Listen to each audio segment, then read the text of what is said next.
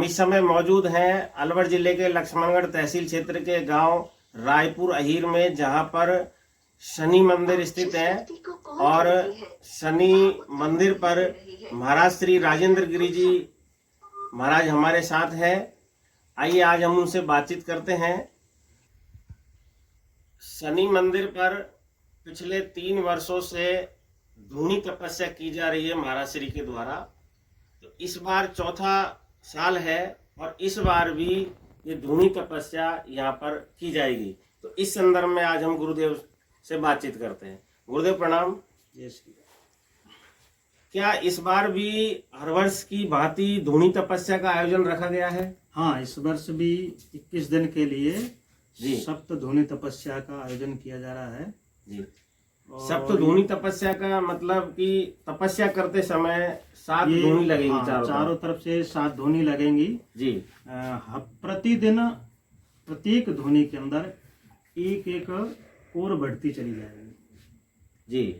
Core की संख्या बढ़ेगी। हाँ, कोर की संख्या बढ़ेगी। ये प्रारंभ से इस बरस 51 कोरों से शुरू होकर ये बढ़ती चली जाएगी। अच्छा, मतलब प्रत्येक धूनी में 51 कोर रहेगी। 51 कोर रहेगी और फिर दूसरे दिन 52 हो जाएगी। इसी प्रकार से बढ़ती चली जाएगी। तो ये तपस्या आप कब से करने वाले हैं? तारीख ये बताएं। 27 मई से शुरू होगा। प्रारंभ होगी। 12 से 3 बजे तक का इसका समय रहेगा। दोपहर 12 बजे से 3 बजे तक दोपहर का। और कब तक ये तपस्या चलती रहेगी? कितने दिनों का रखा है? ये 21 दिवसीय है, गंगा दशहरे तक रहेगी। जी। जो ये धूनी तपस्या जो होती है जी जेठ के गंगा दशहरे तक ही चलती हैं। सभी पूरे संत जितने भी हैं जो तपस्या करते हैं जी, ये जेठ दशहरा तक ही करते हैं। तो वो जेठ दशहरा कितने तारीख को है?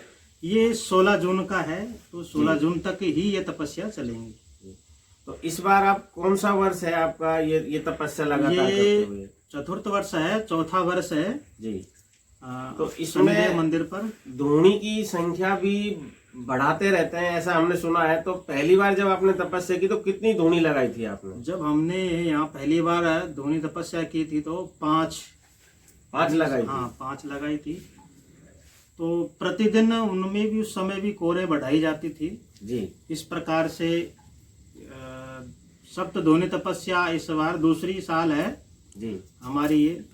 और मतलब 5 धूनी की तो आप 2 वर्ष कर चुके। 2 बार तो तीसरे वर्ष में सप्त धूनी लगाई। तो हाँ। इस बार चौथे साल भी आप सप्त धूनी तपस्या करेंगे। करेंगे। तो अगर अगली बार आप करेंगे तो सप्त वाली रहेगी या और बढ़ नहीं, जाएगी? अगली बार भी सप्त रहेगी। उससे अगले साल हम द्वादश करेंगे। द्वादश का मतलब 12 धूनी लगाई 12 धूनी जाएगी। लगाई जाएंगी। जी जी इस प्रकार से ये बढ़ती चली जाएंगी। ये धूनी 84 हो जाती है, 84 से फिर कोट होती है, कोट से फिर खप्पर होती है। जी जी। इस प्रकार से लास्ट जो धूनी जाती है वो खप्पर होती है। तो इसके पीछे क्या कारण होता है? जब आप तपस्या करते हैं, इतनी गर्मी में, भीषण गर्मी होगी दोपहर 12 बजे से 3 बजे तक, तो उसके पीछे क्या उद्देश्य है? उद्देश्य जन कल्याण, समाज के उद्धार के लिए होता है। जी जो पर्यावरण अच्छा रहे, बारिश हो। साधु तपस्या करता है, स्वार्थ अपना उसका कुछ भी नहीं होता है। जी परमार्थ के लिए करता है, जन कल्याण के लिए करता है, जीवों के उद्धार के लिए करता है। क्योंकि संत का जीवन ही प्रभु के चरणों के लिए प्राप्ति हो, उनकी रज प्राप्त हो और जन कल्याण हो। जी जो संत तपस्या करते हैं वो जन कल्याण के लिए करते हैं, समाज हित के लिए करते हैं।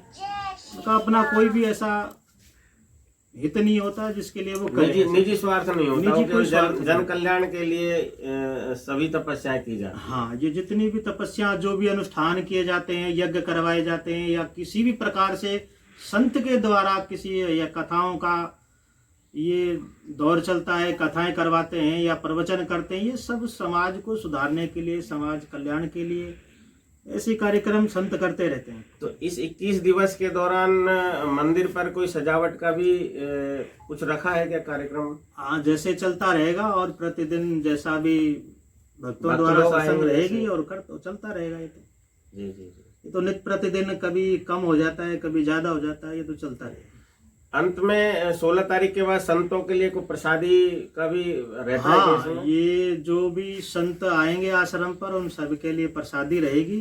जितना भी संत हमारे यहाँ पहुँचेंगे 17 तारीख को, 17 जून को 17 रहेगी। जून को, क्योंकि 16 जून को तो 3 बजे तक धूनी तपस्या चलेगी। जी जी जी। तब तक तो भंडारा नहीं बन सकता। उसके बाद एक दिन छोड़ के फिर 17 तारीख को जी। ये रहेगा संतों उसके का। बाद जैसा कि हमने देखा है हर साल यहाँ पर गुरु पूर्णिमा को विशाल भंडारा भी लगता है। क्षेत्र के काफी लोग इधर हाँ, भक्तगण आते हैं। तो क्या इस बार भी गुरु पूर्णिमा पर कोई प्रसादी का कार्यक्रम रहेगा क्या? हाँ, वो प्रतिवर्ष रहता है आश्रम पर। गुरु पूर्णिमा को पूरे क्षेत्र के लिए जितना भी क्षेत्रवासी आते हैं, हालांकि सभी आश्रमों पे होता है गुरु पूर्णिमा को, लेकिन यहाँ भी रहता है। यहाँ भी रहता है। विशेषकर क्या है कि ये सबसे बड़ा आश्रम है, तो क्षेत्रीय आश्रम है, यहाँ भीड़ का भी अभाव रहता ही है। जी जी जी। आवागमन कुछ ज्यादा ही होता है, तो इसलिए सबके लिए होता है।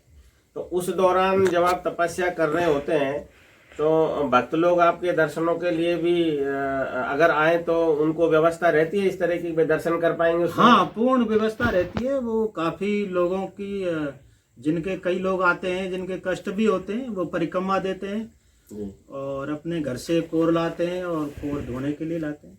अच्छा, मतलब घर से कोर ला सकते हैं? हाँ, और कोर धोने ला में लगा सकते हैं कोर को? लगा सकते हैं, क्योंकि उस दिन उस समय तो नहीं लगा सकते, लेकिन वो कोर लाकर रख सकते हैं जब भी उस हाँ, लगेंगी तब लगा सकते हैं। जी जी जी। तो परिक्रमा भी लगा सकते हैं उस हाँ, दौरान? उनके जो भी होती है ये तो धूनी तपस्या है और ऐसा सौभाग्य किसी किसी को मिलता है। तो आज हमारे साथ में लक्ष्मणगढ़ क्षेत्र के गांव रायपुर अहीर स्थित शनिदेव मंदिर के गुरुजी राजेंद्र गिरी जी महाराज हमारे साथ थे।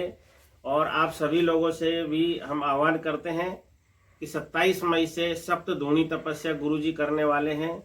इस तपस्या में आप भी यहाँ पधारें, परिक्रमा लगाएं और यहाँ पर गुरुदेव के दर्शन करें और इस क्षेत्र की और इस विश्व जन कल्याण की भावना के साथ इस तरह के आयोजन और कार्यक्रम होते रहें। धन्यवाद। गुरुजी प्रणाम। जय श्री सीता। यह दृश्य गत वर्ष 2023 माह मई का है, जिस समय महाराज श्री के द्वारा सप्त धूनी तपस्या की गई थी शनिदेव मंदिर रायपुर पर। महिलाएं परिक्रमा लगा रही हैं।